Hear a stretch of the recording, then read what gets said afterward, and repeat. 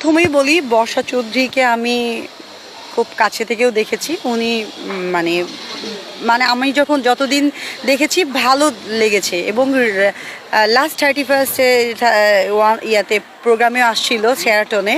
তো আপুর সঙ্গে অনেকক্ষণ কথা বললাম। আপুকে আমি মানে অনেক কিছু প্রাইভেসি কথা বললাম রাসেল মেয়ে এসেই। আপু যে হুট করে এমন একটা কাজ আবারও করবে, আমি নিজেই সত্যি অবাক যে মানুষ ভুল করে এবং ভুল থেকে কিছু শিক্ষা পায় এবং কিছু সময় নেয়। কিন্তু বর্ষা চৌধুরীর এত ভুল এত ভুল এত ভুল। এতদিন রাসেল মিয়ারে বকা দিছি, অনেক কথা বলছি, but Barsha Chowdhury oh my god just একটা ড্রামাটিক গার্ল আমার মনে হয়।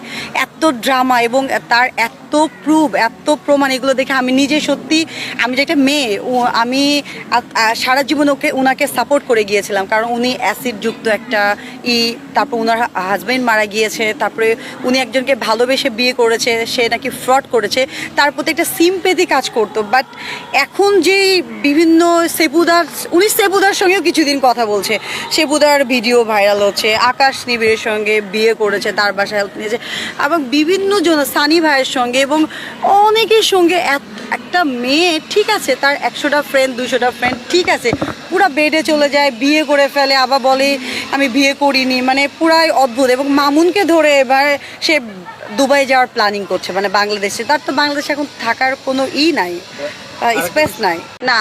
উনি কথায় কথায় কোরআন শরীফ নেয় এবং আল্লাহ যেমন গলায় যখন ফাঁসিটা দিচ্ছিল আল্লাহ ইলাহা ইল্লাল্লাহ এগুলো বলতেছিল, মানে উনি মানে আসলে মৃত্যুটাকে ড্রামাটিক করে ফেলেছে। ধরেন আমি এখন একটা যে কোনো কারণে মারাই যাব, আমি পাবলিকের কাছে কেন আমি এটা মানে ফেস করব?